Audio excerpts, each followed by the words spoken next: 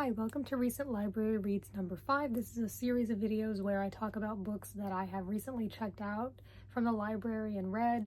Oftentimes a lot of smaller books, but there can be longer books every once in a while, just because I'm usually reading books that I already have that aren't from the library. And I do read novels from the library as well, but because of that, and just because there are some smaller books I'm interested in that are faster to read because they're pretty small and short. So yeah, you probably won't see one of these videos with like 3 big novels in it, unless maybe if it's about books that I checked out over a period of time, but usually they're just like for each library visit, like here are the books I checked out recently all at once, and then I usually try to finish the books before the 3-week period.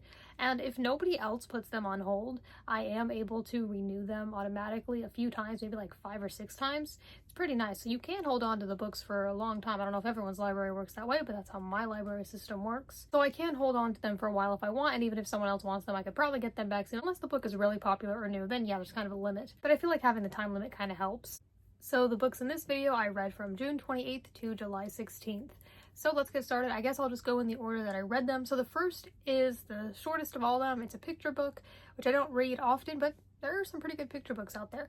And I read this one because I had seen it like years ago at the library in person. It was kind of interesting sounding. I didn't really know the message it was trying to send, but I wanted to check it out and I eventually decided to. That is this book, All Cats Have Asperger Syndrome by Hoopmann.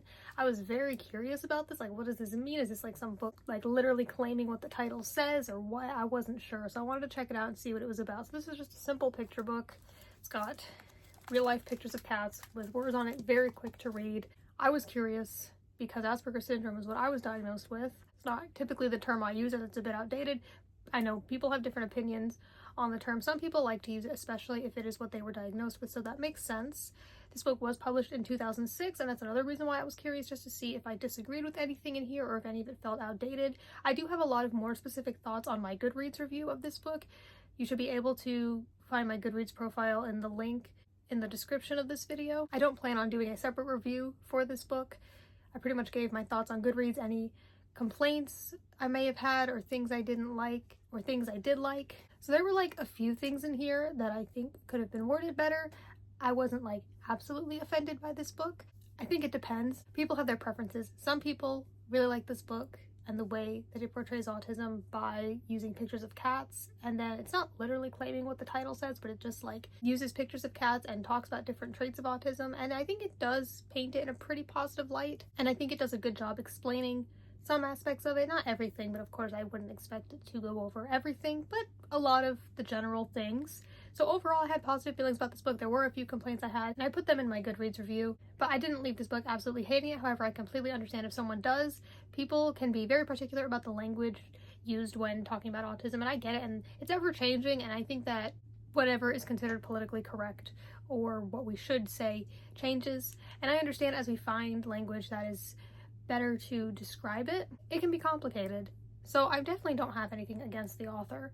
So if you're autistic or you know an autistic child, or anyone, doesn't have to be a child, and you're thinking about reading this to them, it would be nice to go over it yourself and just see if you agree with it. So I just wanted to check this out to see what it was about, and I liked some things about it. I really like this image of the cat using the computer. I resonated with that. But yeah, it's a cute book. I think somebody's opinion on it depends on the individual, and that's completely understandable. I thought it was alright. Next, I have Louder Than Hunger by Schu. This is a middle grade novel told in verse. It's pretty thick. It's about 500 pages, but because it's told in verse, it didn't take me very long to read. I read this in 3 days.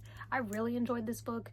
This book is about a kid named Jake. He's, I think, 13, and he has an eating disorder, and he goes to like this hospital institution, something like that, for kids with eating disorders, and you get to follow his journey through his treatment, and you get to learn about his anxiety and his issues at home and his relationships that he has with other people. This was a really powerful book, and whenever I make these recent library reads videos, sometimes I do make separate review videos for the books I talk about, and if I will be doing that, they will always come out after this video where I talk about the group of books. And this book, I do have an individual review of it coming out, so if you want to hear my more in-depth thoughts about any of these books, you can watch those reviews. But yeah, I really liked this book. I thought it was about some really important topics. I was invested in this journey that the character was going on. I liked his relationships with other people. I think the author did a great job at portraying things like anxiety and insecurity. And I think that the story is about the power of human connection and love and art, and there were a lot of things I liked about it.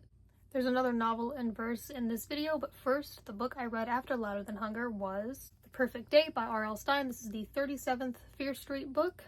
R.L. Stine is most known as the author of Goosebumps, but there is also the Fear Street series. Now, this series is young adult, so the characters are teenagers, and the things that happen in these books are, I think, more intense, more mature, and definitely more graphic than what would happen in a Goosebumps book. This was the first Fear Street book I read. I will also have an individual review video of this book coming out. I enjoyed this. I had some issues with it, and in my individual review, I will not be going into spoilers, but in my Goodreads review, I do. So if you want to read that, you can. I enjoyed this overall. It was fun. As you can see, it's not very long.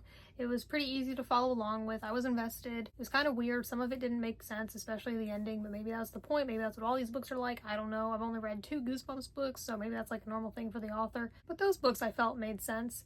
But this one was fun. So this is just a young adult horror book. This one in particular is about a teenage boy named Brady. His girlfriend has died in a sledding accident, and he meets this new girl named Rosha, and he becomes absolutely obsessed with her. And when I say obsessed, I mean obsessed. Like, she's all he can think about, and it's not really in a cute way, honestly. But there are some weird circumstances surrounding her, and the whole thing's just kind of strange and mysterious.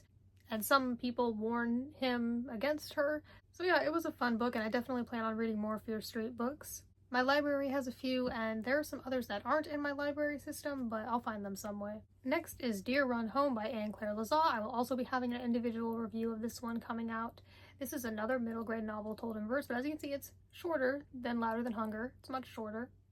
And this book is about a deaf girl named Effie who starts to live with her father after living with her mother and stepfather, where something horrible happened to her, and nobody in her family really speaks her language, American Sign Language. They can't really communicate with her properly. Her needs are being met at her father's house. It's very filthy and not suitable for a child. And she forms a nice relationship with her school ASL interpreter, and the interpreter is trying to get her out of the bad home situation that she is in. I think this was, like Louder Than Hunger, an important story, had some good representation in it. She also makes a friend who has cerebral palsy, so there was that as well.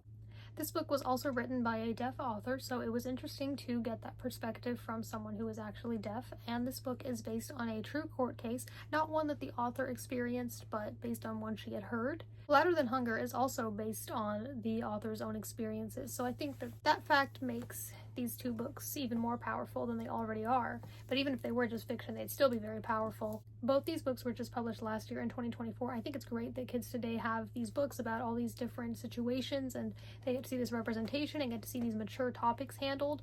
Like, middle grade is not always lighthearted and fun. I've seen middle grade books go over some really intense topics like these 2 books here. So yeah, they can absolutely be profound and still good stories even for adults. The last book I read was this Gravity Falls book. It is called Pining Away, and this is just a novelization of 2 of the TV show episodes, specifically the episodes Double Dipper and The Hand That Rocks the Mabel. This isn't anything new or original. It's not like new stories. These episodes were adapted by Tracey West, and I think she did a good job. I think it was interesting to see how these episodes would be put into writing. There were some fun illustrations as well, most of which I think are just shots from the show. But I enjoyed it. It felt like I was watching the show again. I really enjoyed the show. And this can also be a great way to get kids to read if they already like the TV show.